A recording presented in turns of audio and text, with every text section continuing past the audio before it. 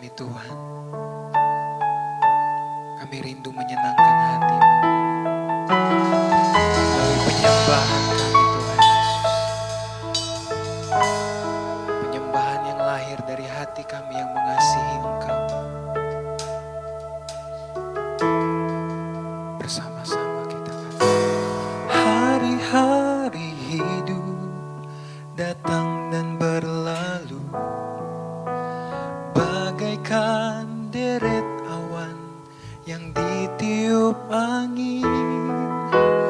Hatiku bertanya, Kau berikan jawabnya. Mengapa ku di sini di kembara dunia?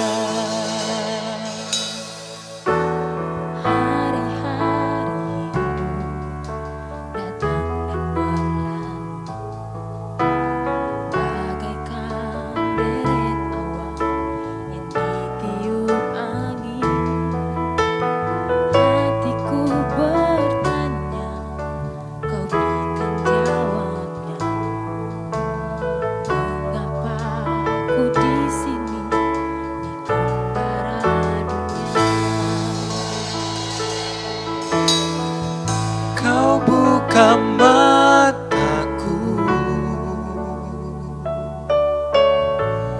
hati dan pengertianku. Hidup ini untuk mengabdi bagimu, disingkat hariku. Kaulah tujuanku, indah kerajaan-Mu. Di ujung jalanku nampak matahari kehidupan yang tak pernah terbenam.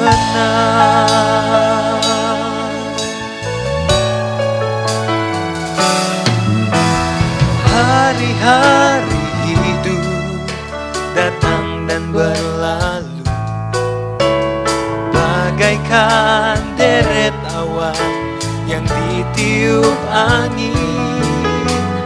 Hatiku bertanya, Kau berikan jawabnya. Mengapa ku di sini di kembara dunia? Kau buka mataku, hati dan pengertian. Hidup ini untuk mengabdi bagimu, disingkat hariku. Kaulah tujuanku,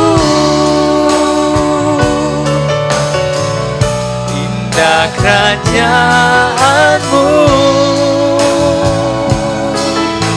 Di ujung jalanku nampak matahari kehidupan yang tak pernah terbenam. Kau buka mataku,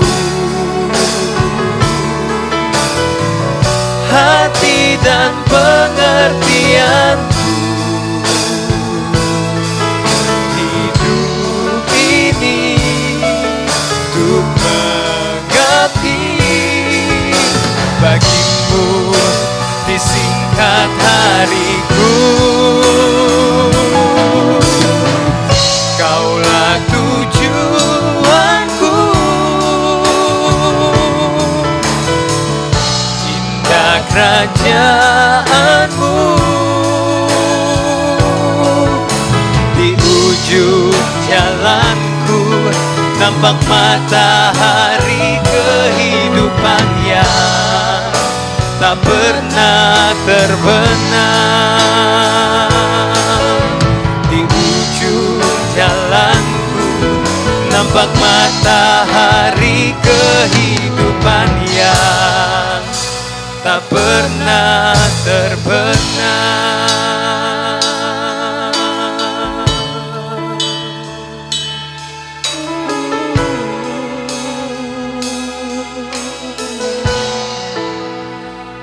Ini hati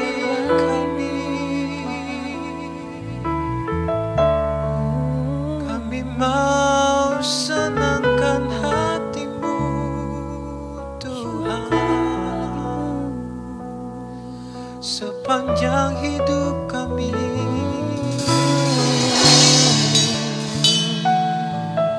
Ini hidup kami untuk senangkan hatimu, Tuhan.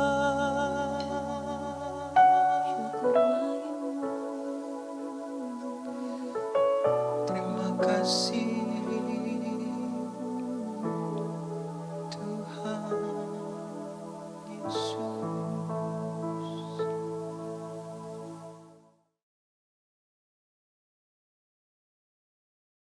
Shalom Sobat Iktus, kembali lagi bersama kita hari ini. Nah, sharing kali ini tuh sedikit berbeda teman-teman, karena kita punya 3 narasumber, dan itu langsung dari mahasiswa Teologi Ekumene Jakarta. Nah, kali ini tema kita adalah tantangan memperbaiki hubungan. Ya, karena kita tahu ya, maksudnya kayak anak-anak muda kan pasti banyak mengalami kayak konflik gitu di hubungan, baik itu kepada teman, kepada keluarga, pasti ada aja gitu, ada aja konflik yang terjadi di antara anak-anak muda, ya kan? Nah, kali ini kayak seperti yang kita udah lihat di screen atau di layar ini, udah ada Cindy, ada Kezia, dan ada Tevila. Mungkin langsung aja kali ya teman-teman ya. Karena aku udah punya pertanyaan buat kalian dan pasti kalian bisa menjawab dengan kece. Pertanyaan pertama itu adalah, gimana sih teman-teman mengatur waktu dan hubungan pada saat kuliah? Karena kan kita tahu ya, apalagi ST Ekumene itu kayak jadwalnya full gitu. Jadi kayak sempat gak sih punya hubungan yang baik sama keluarga? Coba mungkin dari sini kali ya.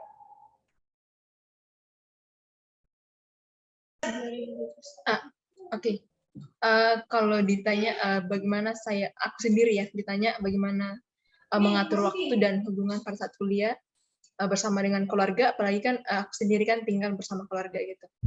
Kalau ditanya bagaimana cara mengatur waktu, aku sendiri sih aku bikin list gitu. Jadi setiap apa yang bakal kerjain itu aku list, ada di handphone, aku bikin catatan. Jadi tiap-tiap waktu itu aku udah list, hari ini, jam ini mau bikin apa, jam ini kan kuliah, jadi sebelum kuliah tuh ngapain dulu gitu kan, setelah kuliah ngapain, jadi aku list dulu. Jadi kalau misalnya ada pekerjaan-pekerjaan di rumah gitu, jadi bisa selesaikan dengan baik, bahkan sebelum kuliah itu udah bisa selesai, jadi pas kuliah tuh enak gitu. Jadi itu juga dengan kalau udah selesai kuliah, kalau misal masih ada pekerjaan gitu yang mau dikerjain, itu aku usahain dulu benar-benar tugas kuliah itu atau kuliah dulu, baru lanjut lagi ngerjain yang lain gitu. Nah, kalau ditanya hubungan dengan keluarga, sejauh ini sih hubungan saya bersama dengan, kebetulan di rumah saya cukup banyak orang, ada tante, om, terus ada sepupu, ada kakak juga, ada adik. Kalau kami sih cara mengatur hubungan saya bersama mereka sejauh ini sih cukup baik ya. Karena kadang juga sih kita punya kayak me time gitu. Jadi kadang kalau udah hari Sabtu tuh kita ngumpul-ngumpul gitu, cerita-cerita. Atau kadang kalau kayak habis makan gitu, itu kita cerita-cerita dulu tuh sebelum selesai makan. Kita seminggu ini mau ngapain lagi, atau kita mau rencana liburan gitu. Jadi setelah kadang juga sih malam kalau ngumpul di duduk itu cerita apa aja, kadang juga ceritain sih tugas kuliahnya gimana, udah selesai belum. Jadi kita saling menceritakan apa aja nih keluhan kita. Nanti mungkin ada dari mungkin kakak aku atau tante atau om yang kasih masukan gitu. Jadi hubungan aku sendiri sama keluarga ya sejauh ini sih cukup baik. Itu aja sih, Awen. Oke. Tadi aku highlight dari Cindy tuh kayak bikin to-do list ya. Kayak setiap harinya mau melakukan apa, terus nyediain waktu buat keluarga ya. Nah, Ya. Oke, thank you Cindy. Kalau Casey gimana, Kay? Oke, yang pertama yang time management.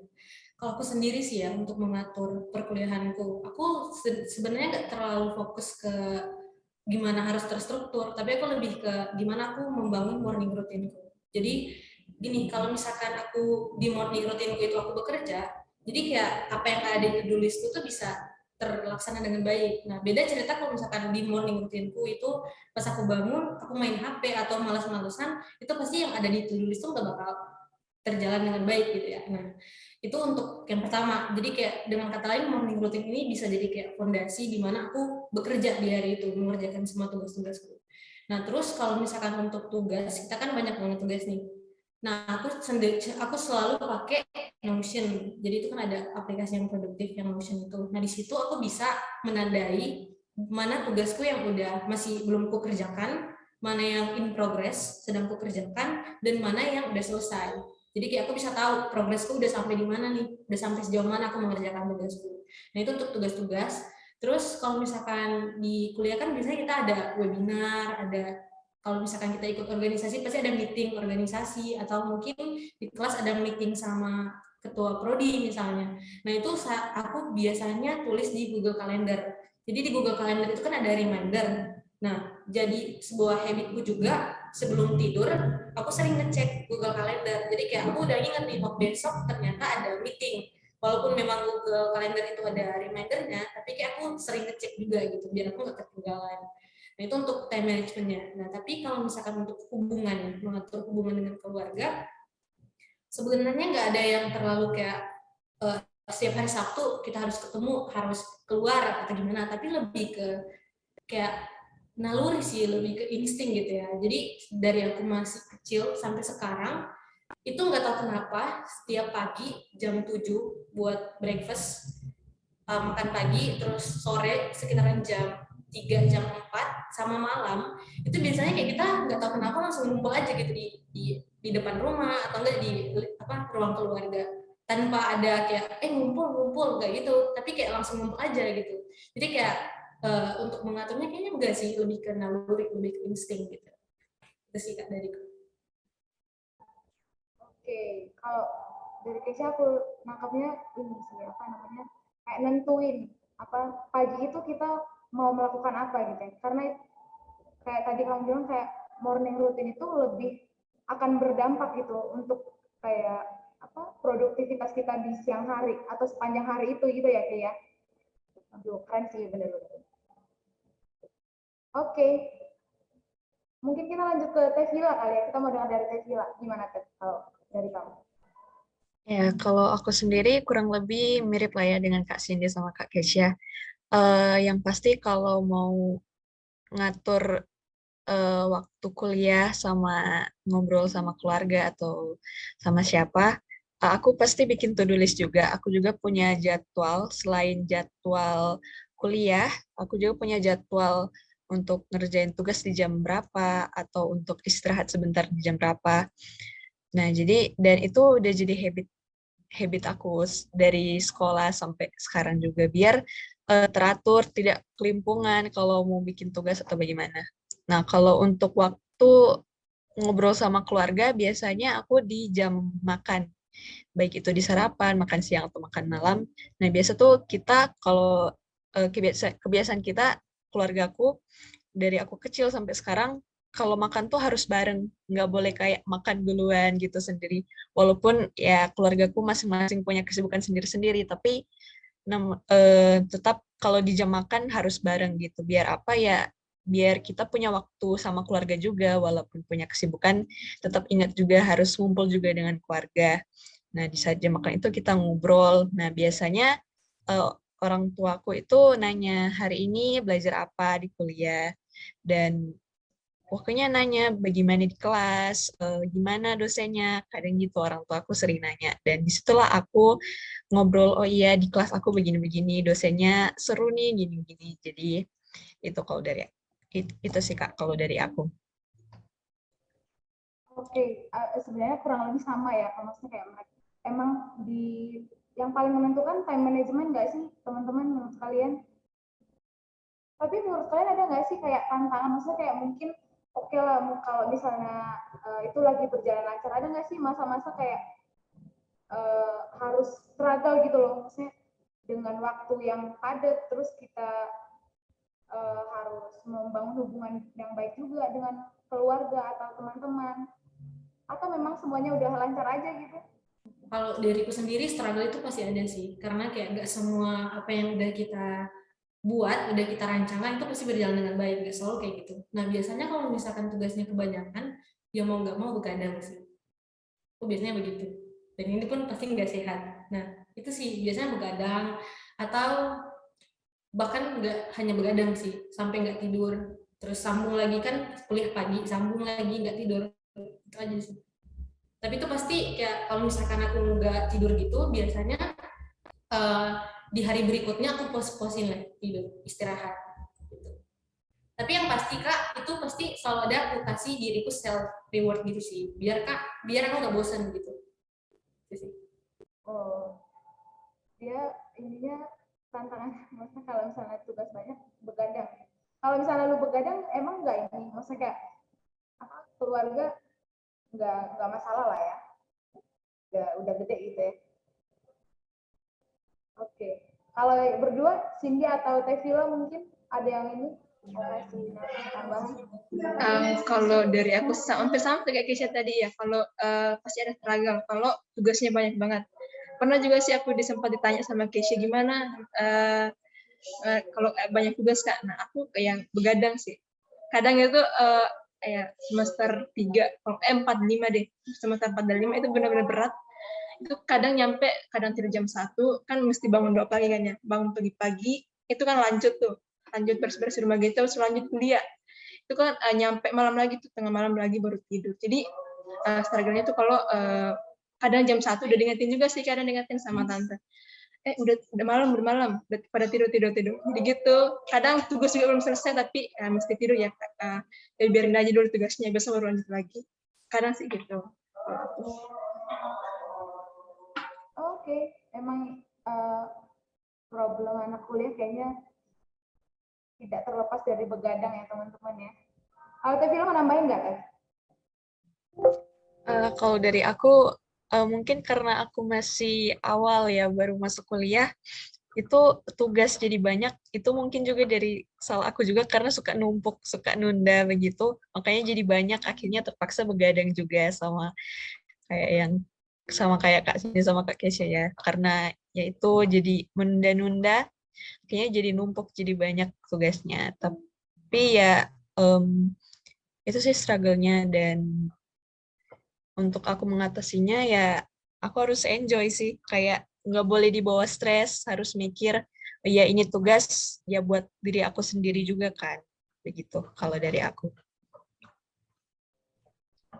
Ini ya apa namanya, ingat prioritas kita ya, maksudnya mana yang penting mana yang enggak gitu ya. Jadi kayak kalau misalnya merasa penting berarti kita tetap semangat gak sih, maksudnya ya belajar semangat lah kalau misalnya pun lagi down gitu kali ya. Oke, aku mau nanya lagi teman-teman, menurut kalian seberapa besar sih dampak hubungan yang baik menurut kalian dalam menjalani hari-hari, terutama untuk kita, untuk anak kuliah loh ya, dari Cindy?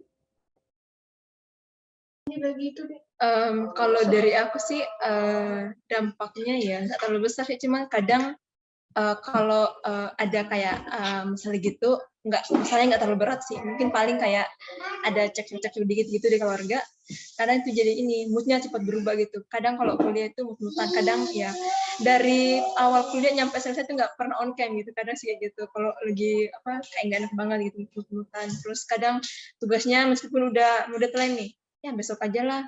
Kadang pernah pengalaman banget itu bikin slide itu sejam sebelum kuliah. Itu benar-benar sih itu yang paling apa ya istilahnya, ini udah bukan SKS lagi nih, udah parah banget karena kan bukan ini sih, bukan malas ngerjainnya, itu mutan tadi. Jadi pengaruh hubungan dalam apa namanya hubungan antar keluarga itu menurut aku sih nggak terlalu besar, cuman ya pasti ada pengaruhnya, bikin jadi nggak mood gitu sih, nggak mood untuk kuliah dan nggak fokus kuliah gitu. Itu aja sih Kak. Iya sih, memang kalau misalnya hubungan dengan keluarga itu sangat ini ya, sangat mempengaruhi gitu kalau dalam keseharian. Kalau misalnya kamu kayak gimana? Menurut kamu? Menurutku hubungan yang baik itu penting sih, karena kalau aku sendiri cenderung memang pengen di dalam satu hari itu aku harus punya positive vibes. Makanya kayak tadi aku bilang, aku harus punya morning routine yang baik, aku harus bekerja biar di hari itu aku bisa menjalani hari dengan baik gitu. Nah kalau misalkan aku marah nih, kalau misalkan aku marah sama Kak Weni, terus kita sekelas, dan di kelas itu aku kayak mau open camp pun rasa kurang nyaman gitu, karena hubungan kita kan kurang baik gitu ya, jadi kayak agak rasa risih, kurang nyaman. Makanya kayak menurutku kalau misalkan ada hal-hal yang seperti ini dalam hubungan tuh kayak kurang kurang seret gitu ya, ada baiknya sih diperbaiki dulu. Ataupun kalau misalkan nggak belum tepat waktunya, ya kita akalin aja, misalkan bangun mood yang lebih baik dengan musik atau lakukan hal-hal yang kita mau gitu, apa yang kita inginkan. Dan ya kalau dariku sendiri, aku cenderung kayak pokoknya aku harus damai deh di hari itu, gak mau ada apa masalah eksternal gitu dengan lingkungan sekitar gitu sih. Iya kan maksudnya di dalam apa perjalanan waktu kayak ada hubungan, maksudnya hubungan kita sama keluarga atau teman gitu kan nggak baik kan. Nah, cara kamu melewati hari itu bakalan emang bad mood atau ada cara, maksudnya kayak ya lu bisa gitu lewatin itu tanpa ya nggak, maksudnya nggak, hal itu nggak mempengaruhi gitu, atau memang ini bikin bad mood nih gitu. Pasti mempengaruhi sih Kak, tapi kayak kalau di rumahku aku punya kayak ini kan, aku ada ruangan sendiri, jadi kayak aku yang pergi ke tempat sendiri gitu merenungkan hidupku kayak gitu sih. Walaupun bad mood ya, tapi aku akalin aja kayak tadi aku bilang, main apa, denger musik dan sebagainya. Atau paling paling efektif sih journaling sih, nulis apa yang ada dalam kepalaku gitu. Wah itu ini sih apa namanya, healingnya Kezia ya. Oke. Kalau Teh Vila gimana Teh? Kalau dari aku namanya hubungan dengan keluarga, baik itu dengan keluarga atau dengan teman, itu sangat mempengaruhi buat aku pribadi karena menurutku itu kalau hubungan yang baik, kalau buat aku bisa jadi mood booster buat aku. Karena kan kalau kuliah padat dengan tugas, itu pasti bikin stres begitu kan, bikin banyak pikiran. Kalau punya hubungan yang baik, pasti ya punya hubungan yang baik pasti enak kalau misalkan kita mau cerita sama keluarga atau sama teman, itu pasti enak, beban di pikiran itu bisa kayak lepas. Nah, kalau misalkan ada sedikit masalah lah dalam hubungan, biasanya kalau aku sendiri, aku diam dulu kayak merenungkan apa ya yang salah, apakah aku buat, adakah perbuatan yang aku lakukan sampai membuat hubungan itu jadi kurang baik. Biasanya aku diam dulu merenungkan, baru nanti kalau sama keluarga biasanya kalau keluarga gue sendiri cepat sih, kalau misalkan ada cekcok sedikit pasti beberapa jam langsung baikan gitu. Biasanya kalau baikan itu pas makan juga, pas makan baikan lagi, ngobrol lagi begitu. Kalau sama teman biasanya aku tanya pendapat teman lain juga, ini gimana ya menyelesaikannya. Karena aku juga pribadi nggak bisa yang kayak sendiri begitu loh Kak. Harus banyak minta pendapat begitu. Kalau dari aku begitu. Oke. Apa kalau Teh Vila dia lebih ke ya, koreksi diri ya, maksudnya aduh apa nih yang kurang nih gitu ya. Oke.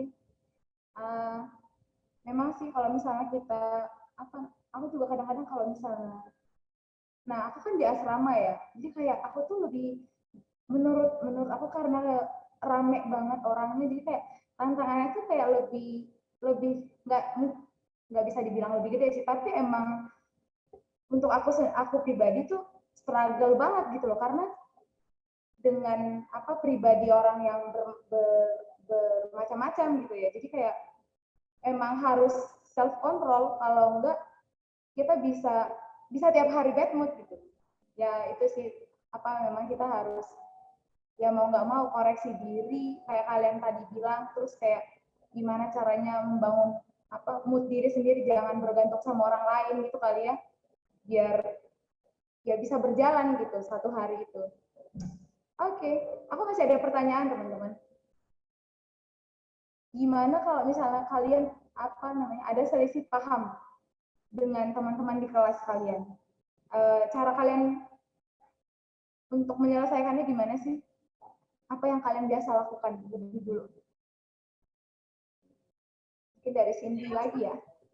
Oke, kalau dari aku sih jujur selama kelas itu pasti ada sedikit cekcok lah di grup kelas gitu kan. Apalagi kemarin lah 2 bulan yang lalu kalau nggak salah ya, itu ada sedikit cekcok di apa pengurus kelas gitu, terus dilempar ke grup kelas satunya lagi, pada cekcok lah mengenai biasa absensi gitu kan. Lagi kan yang pengurus kelasnya ini yang nggak absensi gitu kan. Terus pada inilah di grup ini gitu kan. Nah, adalah tuh teman apa ya istilahnya dia kasih saran gitu.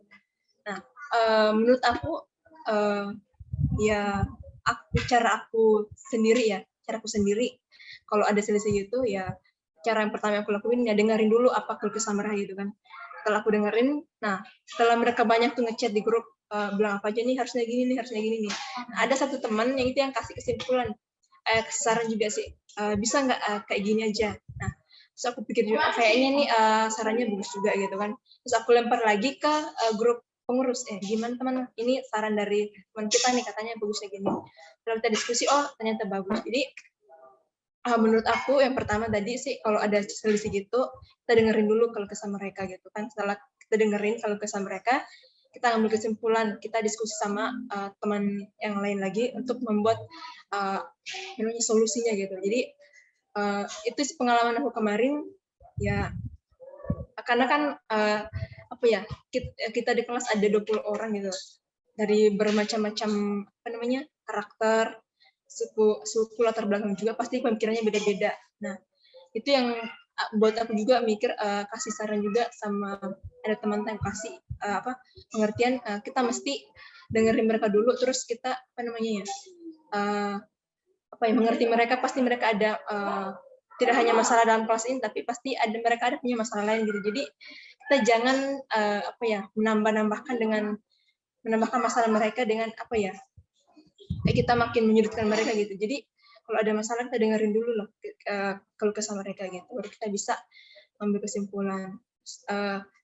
Yang kedua menurut aku ya, cara memperbaiki yang kedua itu ya, kita harus berusaha untuk mengedepankan kepentingan orang lain sih. Jadi kalau kita berusaha mengedepankan kepentingan orang lain ya, kita nggak bakal membuat teman kita itu sakit hati karena kita mengedepankan kepentingan mereka. Kita mensampingkan lah kepentingan pribadi kita, sehingga apalagi kalau grup kelas gitu ya, kita bisa mencapai satu kesimpulan yang semuanya itu bisa untuk bersama, bukan untuk pribadi-pribadi gitu. Jadi itu sih menurut aku cara menyelesaikan kalau ada selisih di kelas. Oke, kalau belajar memahami gitulah ya, belajar memahami mereka. Waduh, ini mulia sekali sih. Kalau kamu gimana, Kay? Aku kalau ada cekcok ya, pernah sih di kelas. Itu aku sendiri tenangkan diri dulu sih. Tadi juga sempat dibilangkan sama Tevila. Biasanya aku matiin wifi ku, jadi kayak benar-benar punya waktu aku sendiri gitu. Karena di waktu-waktu tenang ini aku bisa berpikir dengan jernih. Kan ada ya yang bilang kalau misalkan kita lagi marah atau apa, kita nggak bisa berpikir dengan jernih. Nah di saat ini di saat-saat tenang ini, aku pun menganalisis gitu masalah yang ada, dan aku mencoba untuk melihat masalah itu dari sudut pandang si temanku ini. Karena kalau misalkan aku cuma ya satu arah aja kan nanti kayak egois gitu kan. Dan aku kan nggak tahu kalau ternyata misalnya dari sudut pandang dia ternyata itu salah gitu. Nah, makanya aku melihat dari sudut-sudut pandang yang berbeda juga. Nah, terus waktu itu ya, kalau di waktu itu, masalah waktu itu, nah aku setelah merenungkan itu, aku chat sih orangnya, aku chat pribadi, terus aku berikan pendapatku gitu, kenapa aku melakukan itu, alasanku melakukan itu, terus pasti akan kuakhiri dengan minta maaf sih, walaupun misalnya yang cari masalah temanku ya, walaupun dia yang cari masalah, dia yang bikin masalah juga, tapi kayak ujung-ujungnya aku berusaha untuk minta maaf, karena yang tadi aku bilang positive vibes, dan aku nggak mau menjalani hari dengan nggak damai gitu sih. Dariku. Oke, keren banget sih. Ya tetap belajar memahami orang lain, terus kayak ya diri sendiri juga harus ditenangin dulu ya biar bisa menerima pendapat orang lainnya. Oke, kalau Teh Vili gimana Teh? Ya, kalau di kelasku pernah ada masalah soal jadwal mata kuliah begitu. Nah, kalau masalah begitu, biasanya aku minta pendapat pendapat ke teman-teman. Nah, pendapat itu kan bisa beda-beda, bisa muncul cekcok juga.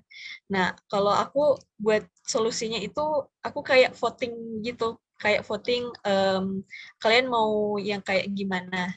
Nah, nanti kita lihat voting terbanyak. Nah, itulah yang bisa jadi satu keputusan. Kalau aku begitu. Tapi kalau di kelas juga kan ada juga masalah yang lebih ke pribadi begitu kan Kak. Misalnya salah paham atau salah ngomong jadi salah paham kedua belah pihak. Nah, itu biasanya ya balik lagi aku diam dulu, mikir dulu, jangan sampai aku ceroboh mengambil keputusan atau salah ngomong, nantinya jadi makin besar masalahnya.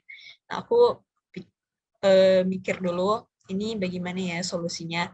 Aku pikirkan yang baik gimana, bikin beberapa opsi juga. Baiknya gimana, resikonya gimana. Resiko juga harus dipikirin. Sama ya itu tadi, aku minta pendapat juga sama teman-teman yang lain. Kadang juga aku cerita juga ke mamaku juga kan. Aku sering ngobrol sama mamaku kalau masalah kelas. Aku juga minta pendapat lah sama mama yang maksudnya setidaknya lebih tahu lah begitu.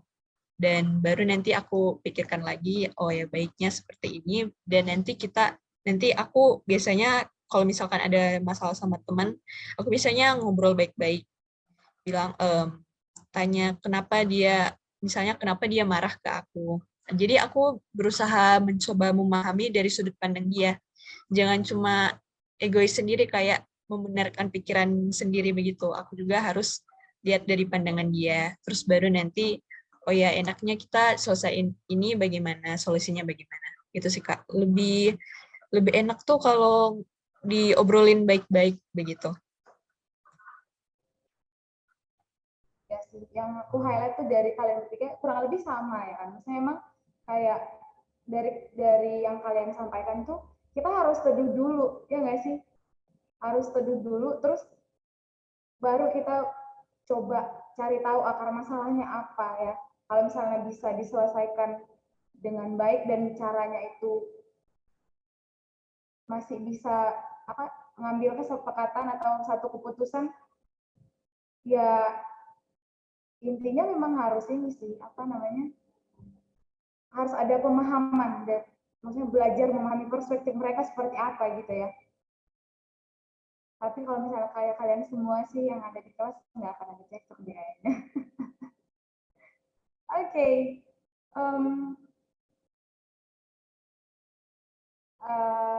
aku pikir ini ya apa namanya, aku cukup cukup banyak apa namanya dapat insight ya dari yang kita obrolin dari tadi, karena memang kalau misalnya anak muda itu maksudnya kayak kita kan masih kuliah khususnya, banyak kan kayak hal-hal yang mengganggu gitu, hal-hal yang menjadi tantangan di dalam apa perjalanan perkuliahan atau bahkan hubungan yang bersama teman, bersama keluarga. Tapi dari semua yang kita udah obrolin, emang kita harus bisa yang pertama tadi manajemen waktu, karena itu akan berpengaruh gitu. Kalau misalnya kita nggak bisa manajemen waktu, kita akan keteteran Dan itu juga akan mempengaruhi hubungan kita dengan sesama nggak sih? Maksudnya dengan keluarga, bahkan dengan teman. Ya nggak sih? Ya kan? Benar sih, kita harus mempunyai manajemen waktu yang baik, yang benar, supaya semuanya bisa berjalan dengan sesuai porsinya, ya kan? Dan kalau misalnya yang aku tangkap lagi, bahwa harus ada self control. Walaupun mungkin dari luar nggak selalu baik, dari luar tuh nggak selalu, maksudnya mungkin teman atau keluarga kita nggak selalu sesuai harapan, tapi kita harus bisa gitu mengerti, mencoba memahami mereka, ya kan? Oke, sebelum kita akhiri teman-teman, mungkin kalian punya ini kalimat penutup ya, untuk pesan yang mau disampaikan untuk teman-teman yang mungkin sama kayak kita juga, yang masih kuliah, bahkan yang masih belajar di bangku sekolah. Dari siapa aja duluan? Oke, kalau dari aku sih ya, sebagai penutup, tantangan dalam memperbaiki hubungan, singkat sih, belajar mementingkan kepentingan orang lain sih. Jadi belajar mengesampingkan kepentingan pribadi, jadi mengedepankan kepentingan orang lain. Nah, dengan demikian ya kita bisa membangun hubungan yang lebih baik lagi dengan sesama. Karena kalau kapan kita yang egois, atau kapan kita yang mengedepankan kepentingan kita, ya secara nggak langsung kita udah mulai membangun hubungan yang berjarak dengan sesama kita. Gitu sih. Kezia? Oke, dari itu sih, kalau misalkan kita mau memiliki hubungan yang baik, itu seharusnya ya diawali dengan sikap hati yang baik dan mau menerima serta memaafkan keadaan yang terjadi. Dan semuanya ini memang dimulai dari diri sendiri. Gimana kita mau menerima diri kita dan orang lain. Tevila? Ya, kalau dari aku, meluangkan waktu, baik itu dengan keluarga atau dengan teman-teman, agar bisa membangun hubungan yang baik dengan mereka. Karena kalau kita terlalu mementingkan kesibukan, maksudnya terlalu over begitu, itu pasti akan ada gap antara kita sama orang lain. Jadi luangkan waktu, dan kalau misalkan ada cekcok atau ada masalah, tenangkan diri dulu, jangan langsung gegabah, langsung ambil keputusan, tenangkan diri, pikirkan baik-baik. Kalau bisa minta pendapat orang lain yang mungkin lebih berpengalaman, itu bisa, agar supaya kita membangun hubungan dengan orang lain itu tidak tidak makin besar lah masalahnya kalau pakai pikiran sendiri. Itu kalau dari aku. Oke, teman-teman, thank you buat kalian bertiga, keren-keren banget. Maksudnya kayak kalau misalnya aku sendiri sih kayak wow gitu, maksudnya kayak kalian kan cukup memberikan insight-insight untuk anak-anak muda. Oke, sampai sini sharing kita hari ini teman-teman, thank you banget. Dan kita bersatu dalam doa teman-teman. Bapak, kami kembali mengucap syukur di hadirat-Mu Tuhan. Saat ini kami datang, kami bersyukur atas apa yang boleh kami dengar beberapa saat lalu. Biarlah kami boleh mengaplikasikannya dalam kehidupan kami sebagai anak muda yang menghadapi berbagai tantangan, khususnya dalam hubungan kami, baik untuk teman atau keluarga kami, Tuhan. Terima kasih Bapak, terima kasih Tuhan Yesus, kami berdoa mengucap syukur. Haleluya. Amin. Oke. Thank you teman-teman. God bless you.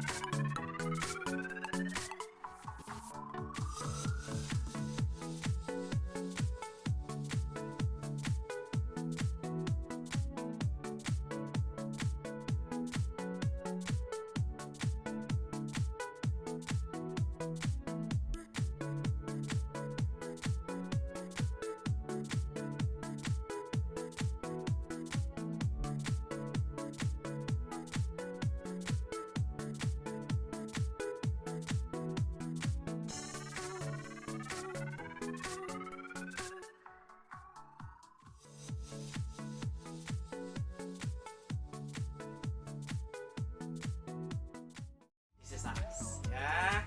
Kami benar-benar sarangnya kalian.